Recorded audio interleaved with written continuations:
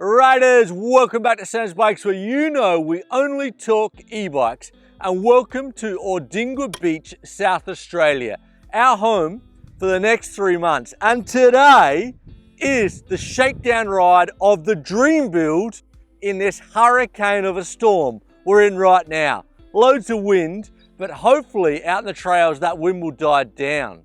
And honestly, riders, I cannot wait to get out in this beast. The worst thing about YouTube is having these beautiful bikes in my house and not be able to ride them. So this bike has been in my mind for the last 6 months.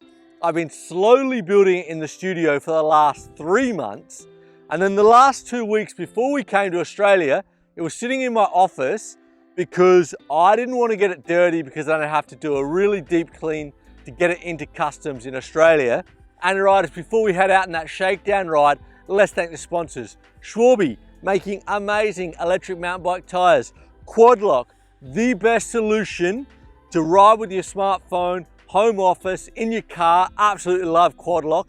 And Insta360, on all the POV footage today and going forward, you'll be seeing the X3. Love that camera as well. And riders, if you are looking for that next electric mountain bike, the best place online to do that research is samsbike.net. It is the only place that has a sophisticated bike finder, a pro compare. You can have a look at everything. And also now we have an affiliated page. So if you go into the affiliated page and you buy a bike through those links, we will send you out a Sam's Bikes t-shirt just to say thanks for the support. It is a commission, it is an affiliated link, but it does help out at Sam's Bikes. And now it would be wrong not to do a little bit of cheeky slow motion to see this beautiful bike and how it's turned out, and then out onto the trails.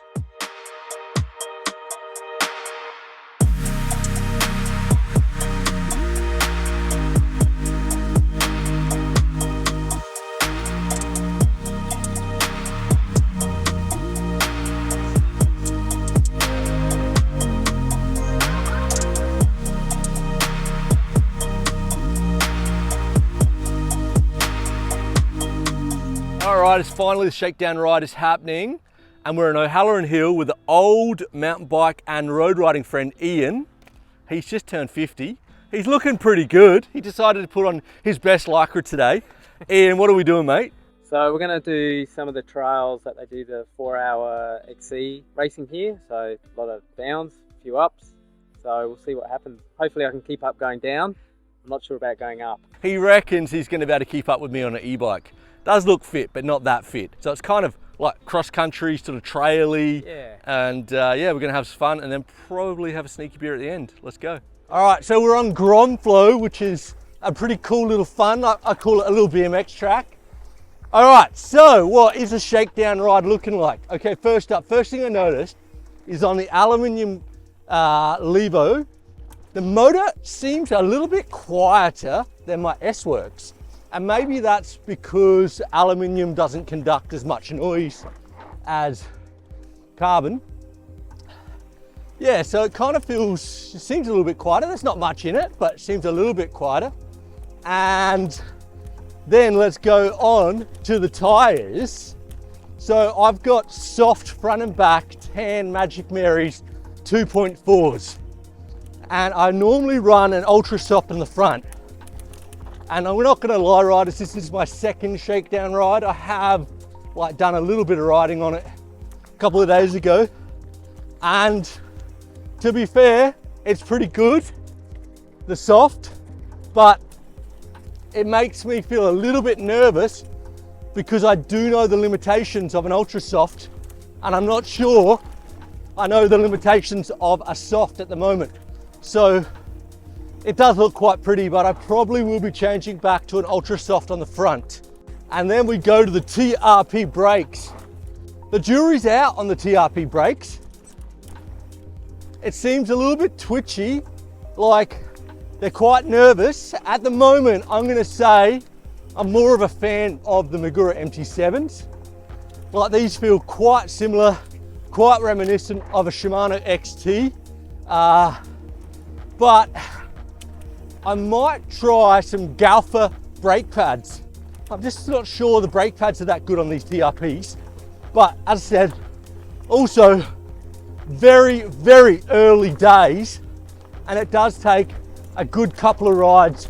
I'd say at least 100 to 200 Ks riding any bike with new brakes to get used to those brakes. So I'll keep on testing them. And then we got the coil on the back, the EXT coil E-Storia. Look, it feels like a magic carpet. It probably does make it feel a little bit more lethargic, where the X2 is more poppy, but this does make it feel, I'd say, more like downhill ready. It's definitely glued to the ground. And the forks, the EXT ERA version 2s, look, it's so early days, but I'm gonna say they feel fantastic, but they don't feel any different to a 38. Like, they feel really plush. I think the factory settings, or the settings that I was advised to use, seem like I'm pretty close. I'll probably ride the bike like this for a week or two before I do any adjustments on that suspension. But yeah, I think it's obviously top quality stuff. All right, so this is 50 Shades of Clay, pretty funny. Let's keep on going, Ian. He's keeping up. Well, I'm keeping up just. I want to say also that I have noticed the bike is about 25 kilos fully built up. I haven't weighed it yet, but I have noticed that, like, it's definitely not as nimble as the S-Works. So there's that. So where are we going next? We're going wheels. And were the wheels a good investment? Well, I'm going to say I didn't mention it when I was building it, but I did have a bit of a problem. I ordered the spokes were a little bit too long, and it was a little bit of a pain to build them. The guys at Monkey Garage, Lewis, did a great job. I am feeling a little bit of flex in that rear wheel. We might need to re-spoke them in a little bit.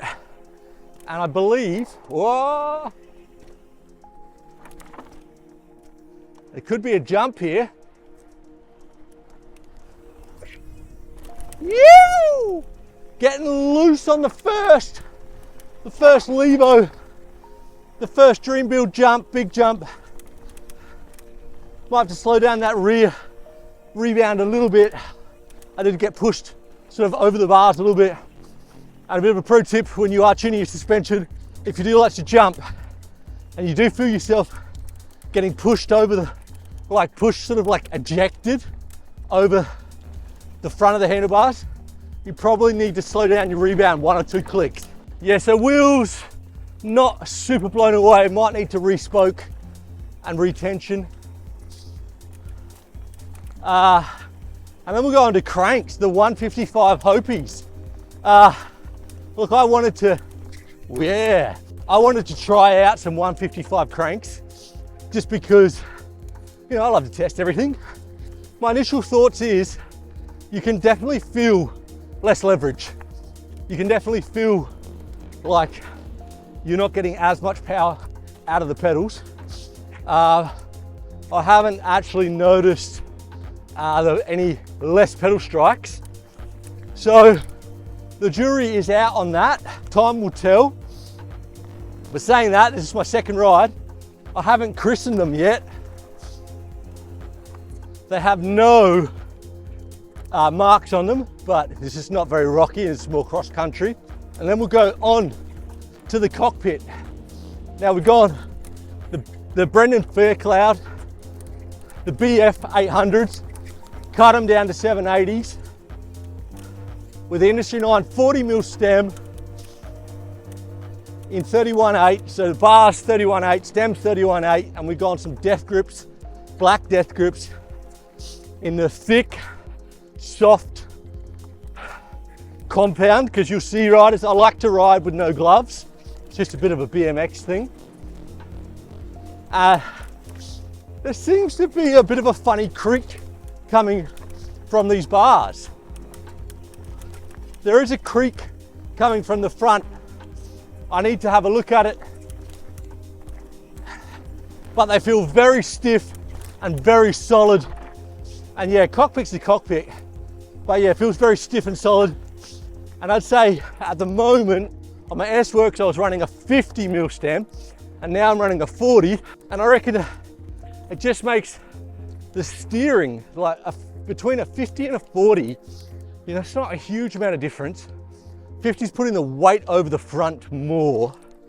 So you, in theory, you should get more traction. But I think it also feels like it speeds up the steering. So it makes the feedback you get from the handlebars a little bit more nervous, like twitchy. Where a 40, I think, kind of gives you that feeling of having a slacker head tube angle. I mean, it's very small, it's quite subtle, but that's what I feel. I think I'm a fan of a 40 over a 50, so I'm glad I went a 40. And riders, you might notice I don't have the 3D printed Garmin mount for mission control or for the TCU. It was a bit of a bad design, sorry Haman. We designed it, but the clearance for the handlebars, there wasn't enough clearance. So it is a work in progress. It needs to be very low profile, because if you crash, you'll possibly, well, you'll definitely knock the Garmin off, and you'll possibly damage the bolt that holds in the TCU. And I'm gonna say, I didn't think I would miss Mastermind TCU, but I do, because today I'm out with Ian. He's gone because I'm talking, and he's on an analog bike. He's bloody fast, but in these situations, I would probably use micro tune. So, and you know, with the old TCU, the one I've got here, you can't use micro tune. That's one of the major disadvantages of the old system. So yeah, I would say I would like to get my Garmin up and running, and I'd like to see more information. But yeah, I didn't think I would miss it, but I do. And another thing that I think I should mention is, if anyone is getting TRP brakes, make sure you really understand what adapters you get to attach your dropper and derailleur changer, because I bought a TRP and they didn't work. And they've actually got quite a few different ones. And at the moment I'm using just the generic large SRAM standalone brackets. I am looking for trying to buy and find the SRAM discrete clamp, but it is seeming quite hard to find. All right, now we're on to, this is like a semi-black run. You might have seen Troy Brosnan riding this. Oh, I missed the first jump. Now, there is a creak coming from the headset or the handlebars or the forks. Now, and it's annoying me. I don't like creaks at all, so I need to look at that. Got a bit of a jump coming out of here. A little pancake. Oh, so soft and smooth on that EXT suspension. Got a little drop here. Yeah, it's definitely fast, sticking to the ground. Yeah, the coil on the back is really good. And I don't know if I mentioned it. I probably have. I love to talk, you know that, riders. But when I get back to Madrid, because it's kind of hard, I don't have all my tools here, all my spare parts, I'm going to do back-to-back on the S-Works. And I'm going to dissect every part and just really tell you what is that important upgrades. Because, you know, the S-Works is 15,000. This one, well, this one's up there as well. This is 12,000. Big jump here.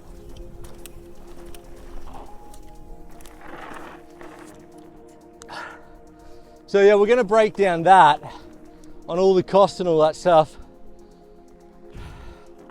My initial feeling is, it's pretty hard. I'm going to say I think the S-Works has got a little bit more, just because of that. It's like 2 or 3 kilos lighter. It's just a bit more dynamic to ride.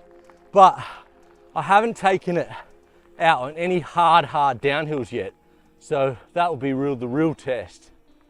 And there we go, riders. Unfortunately, the dream build shakedown ride was ended because I broke a chain. Now that kind of sucks, but what are you gonna do? Gonna go buy another chain? You broke a chain and you've broken me. Yeah, and the roadie, Ian did pretty well actually.